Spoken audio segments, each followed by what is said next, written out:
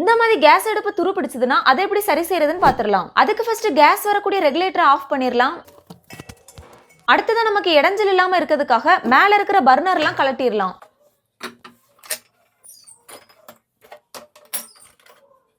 அடுத்ததா துரு பிடிச்ச இடத்துல இருக்கிற மிச்சம் இருக்க பெயிண்டையும் சுரண்டி எடுத்துடலாம்.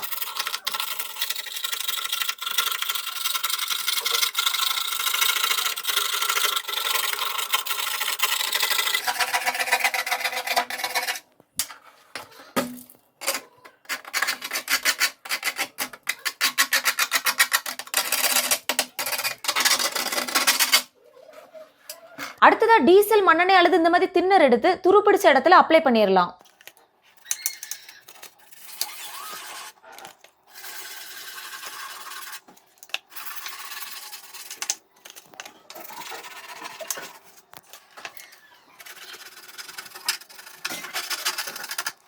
இப்படி அப்ளை பண்ணதும் கொஞ்ச நேரம் ஊற வச்சிடலாம். அடுத்ததா கொஞ்ச நேரம் ஊறினதும் கட்டையில ஹார்டான உப்பு தலை சுத்தி துரு பிடிச்ச இடத்தை நல்லா தேய்ச்சி எடுத்துடலாம்.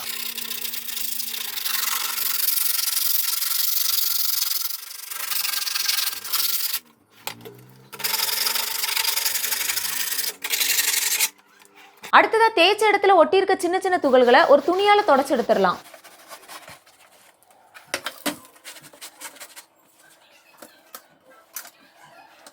இனி இந்த மாதிரி ஏதாவது பேப்பரை கேஸ் அடுப்புக்கு அடியில் வச்சிடலாம். அடுத்ததா துரு பிடிக்காம இருக்க அடிக்கக்கூடிய இந்த மாதிரி பிரைமர் ஒன்று வாங்கிக்கிடுங்க. இது பாத்தீங்கன்னா பெயிண்ட் கடையில கிடைக்கும். இனி இந்த பிரைமரை நம்ம கிளீன் பண்ண இடத்துல அடிச்சிடலாம்.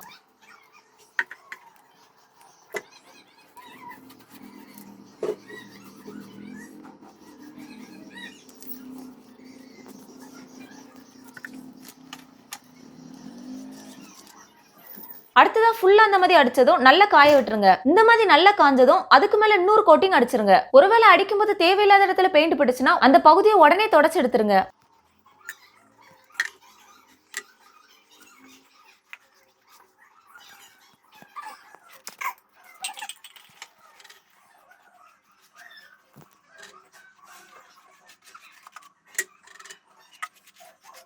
இப்படி ரெண்டாவது கோட்டிங் அடிச்சதும் மறுபடியும் நல்லா காய விட்டுருங்க. இப்ப பாத்தீங்கன்னா நல்லா காஞ்சிருச்சு. அடுத்ததான் நமக்கு இதுல என்ன கலர்ல பெயிண்ட் அடிக்கணுமோ அதை இதுல அடிச்சிடலாம். நமக்கு பாத்தீங்கன்னா கருப்பு கலர்னால கருப்பு கலர் பெயிண்டே அடிச்சிடலாம். இப்ப நம்மகிட்ட பாத்தீங்கன்னா ஏற்கனவே கருப்பு கலர் ஸ்ப்ரே பெயிண்ட் ஒன்று இருந்துச்சு. அதை இப்ப இதுல அடிச்சிடலாம். ஒருவேளை இந்த மாதிரி ஸ்ப்ரே பெயிண்ட் வச்சு அடிச்சீங்கன்னா முகத்துல மாஸ்க் போட்டு அடிங்க.